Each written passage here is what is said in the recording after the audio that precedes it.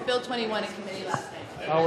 We're working through amendments, clause by clause. The Liberals trying to introduce new amendments to top of the bill? What did they do? Yeah, they. So at the very, I guess they first brought them out last week, and there's a whole plethora of amendments that are added that make hunting rifles, firearms that the Liberals said, in 2019, 2020, in the House and everywhere, that we're never going to touch these firearms. They've now made those prohibited firearms, and so it's a strange. It's very, very strange. I mean, it appears as if don't know why, other than I would think that based on what the NDP and what the Bloc and what the Conservatives are looking at for some of these bills, as the witnesses we've heard, much of what was going to be in that bill on red flag laws and some of the airsoft industry, a lot of those things look like they could be stripped from the bill because they have no issue on public safety. They have no impact on public safety. They don't make things any safer. And we heard that from witnesses. And so with that in mind, it looks as if the Liberals were going to be embarrassed and decided to ban a whole plethora of firearms and prohibit their possession. So are they also introducing amendments then to strip those other things out of the bill? Like, are they effectively rewriting the bill in the middle of committee or what? No, I mean, as opposition, we're all looking at how can we, our focus is public safety. And we are always about making sure that any legislation that's put forward, whether it's ours or the government's, needs to actually address the issue of public safety. The fact that this bill doesn't do that, and opposition and witnesses who've told us have said the red flag laws actually might create more obstacles to keep people safe than it helps, then we need to look at what existing legislation there is, because the criminal code provides and practice provides significant benefit to women who are in a domestic situation looking for safety. And that's what needs to, that's a process that has worked and has worked for a long time. There was groups that came out and said that the red flag laws being proposed are not as safe as they could be. And then there's the airsoft industry. So we have firearms that look scary, but firearms should never be classified by how they look. And airsoft, not firearms. These are kids' toys. Paintball, all this sort of stuff is being regulated in an industry now that again, this government has lost their way.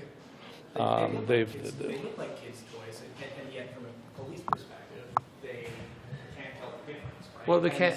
You're right. That often results in. But how often? And that's the thing, though. So what we're saying together as a group, we need to say, okay, so the industry themselves has said, yeah, well, let's rather than banning them, let's look at ways in how we can make things safer, and that's where we have to do. And just outright ban it, to me, it's lazy government is what it is. And rather than tackling the issues, what are the issues? We have increased violent crime. We have guns being smuggled into the United States. We have gangs continue to use guns, and wreaking havoc on our streets. We have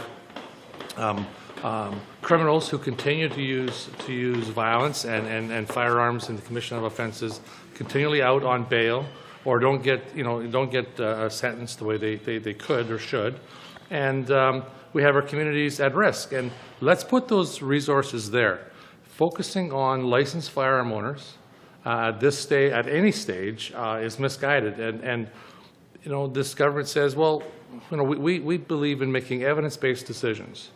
Well, show us the evidence where licensed firearm owners are the problem, and let's focus the cost. So are they going to ban these firearms now? They're going to make them illegal. Are they going to do a buyback on that, or a confiscation plan, or what's that going to cost? And if they do, there could be several million of these firearms. And if that's the case, how many more billions of dollars are they going to spend on this, and for nothing to do with public safety? But that's the challenge that we face. So we have a lot of work to do in that committee.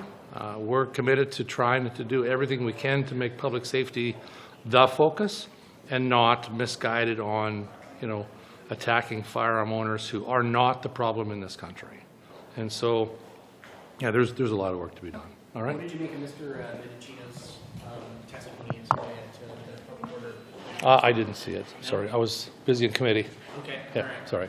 He did say that it was the problems in Coots that resulted in his. Problems in Coos were resolved before the Emergencies Act came in place. Yeah, but Yeah. he said that was what inspired him to recommend. He said a lot of things that I don't believe. Yeah, can you just unpack for us what is happening with these amendments at committee, what it is, your take is on what the Liberals are trying to do, the extent to which it's unusual in the legislative process or not, and what is happening? So the Liberal government has been being very sneaky. They're moving at the amendment stage to ban perfectly legitimate hunting rifles. They're now going after hundreds of models of perfectly legitimate hunting rifles. And they're being very sneaky about it because they did not allow this to be debated in the original form of the legislation. We were not able to debate this in the House. We were not able to call expert witnesses to weigh in on this. They are introducing an amendment to ban hundreds of models of perfectly legitimate hunting rifles at committee stage. So it has really limited any democratic scrutiny. Our ability to democratically debate this is very, very limited. And so we're very concerned, and I think the problem is this is coming in light of a 92% increase in gang-related homicides since Trudeau took office. We just found that out from StatsCan. We have a 32% rise in violent crime since Trudeau took office. So we're seeing gang and criminal violence, often with illegally smuggled in handguns from the U.S. Canadians are rightfully concerned about the gang and criminal activity concerning firearms. Conservatives are deeply concerned about that, particularly in light of the newest statistic that 92% of increase in gang-related homicides.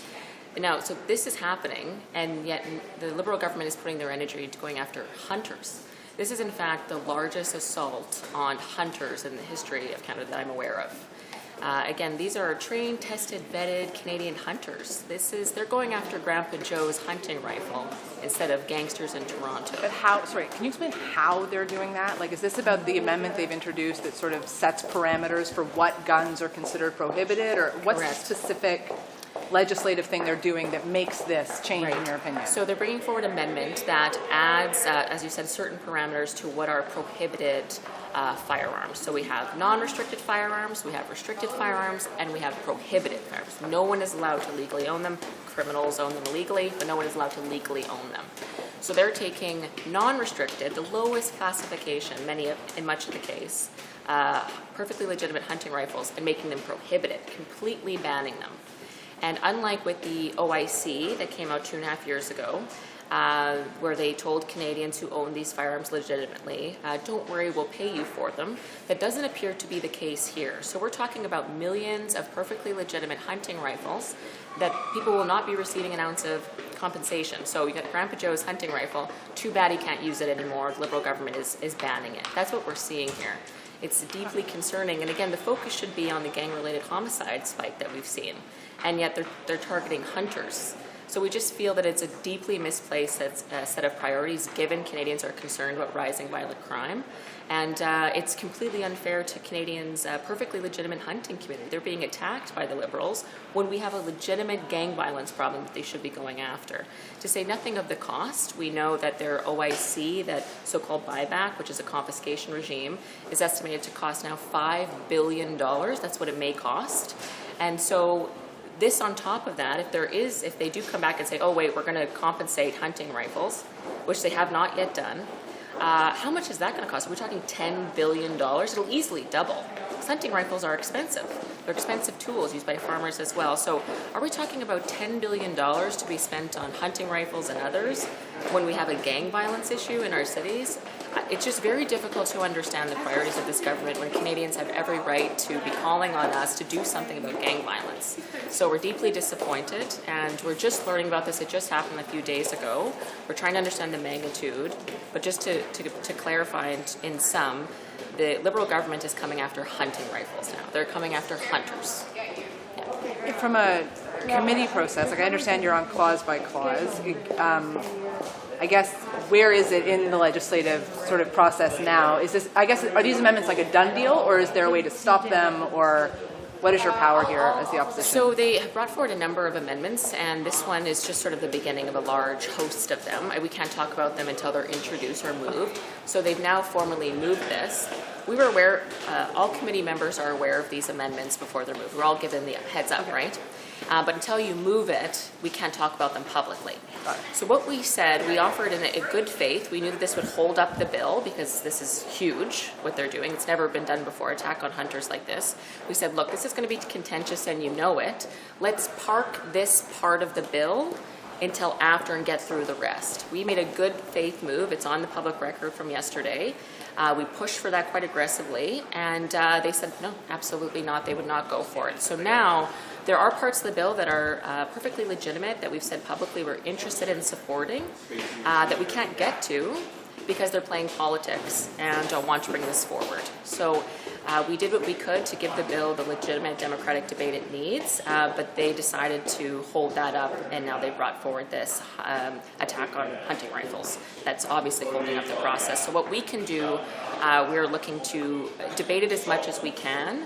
Ultimately, we'll come to a vote. We did also say that it was out of the scope of the legislation. Again, this legislation was sold to Canadians as a handgun freeze. Also talked a bit about red flag laws, things like that. Hunting rifles was not anywhere part of the mandate of this bill at all. It's completely outside the scope, and if it does have a financial component, that's also outside the scope of this bill. But the chair ruled, without letting us really debate it at all, that nope, I've decided this is in the scope. So it's a bit of a procedural inside baseball thing. Sure. But again, they're just playing a lot of sneaky games, and it is very, very frustrating as a rural Canadian and from a hunting family to see this attack when we have perfectly legitimate concerns Canadians have with gun violence in cities going on.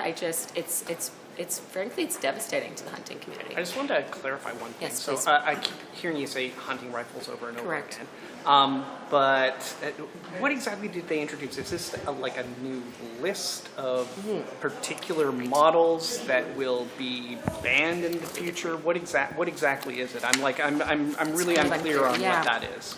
And again, it's really new to us too. They just dropped this, so it's we're just learning about it as well. But I'm just going to pull up the.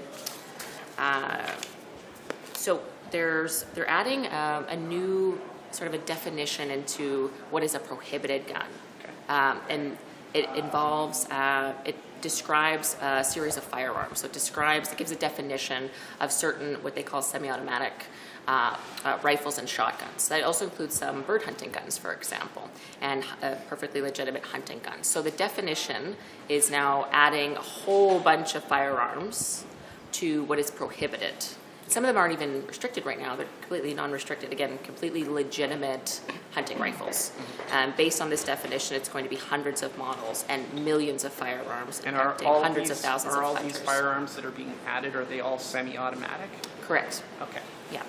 So play devil's advocate a bit for a second.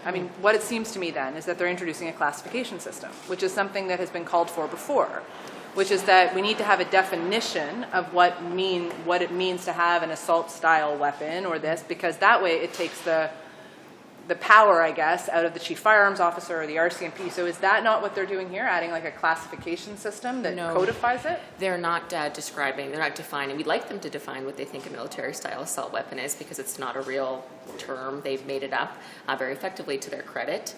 But no, this isn't the definition that they've provided for that at all. They're just saying, now we're saying that this type of firearm is prohibited, and that includes hundreds of models of hunting rifles. Because those are caught up in the definition. They're like, to my colleague's point, it's not like the OAC where they're putting a list of hundreds of guns in a bill, right? They're saying if the gun meets specification X, Y, Z, it is now considered prohibited. Correct. Right? We Yes, understand that, right? That's right. That's right. Yeah. So that's our position right now. Again, it's just very new.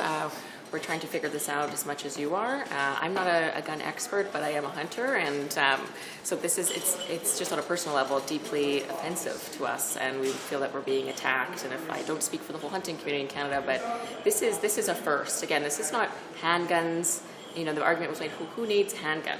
And of course, They've also said military assault-style weapons designed for, I think the minister's exact comment is designed for killing the most amount of people in the shortest amount of time. Again, we can debate the legitimacy of those claims, but I think the point is these are hunting guns now. They're not handguns.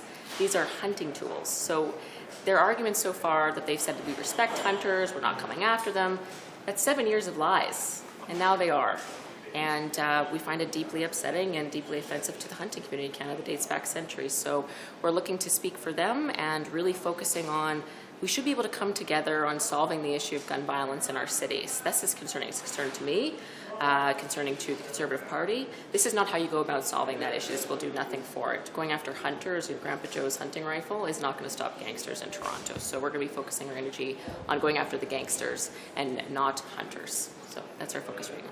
Do you know why the Liberals chose to do it this way? I mean, they have a million ways they could further prohibit these weapons. We've seen them use all of those ways. And sneaking it into the bill, what's your assessment of why that? You may have to ask them. I mean, they're not doing very well in the polls, so perhaps this is a channel changer for them. But again, they're going after hunters now. This is a whole new ballgame, never really been done before. So, I mean, we think it's the wrong approach, obviously, and they may want to explain it. I will know, just to conclude, that the Liberals introduced this at committee and then wouldn't barely speak to it.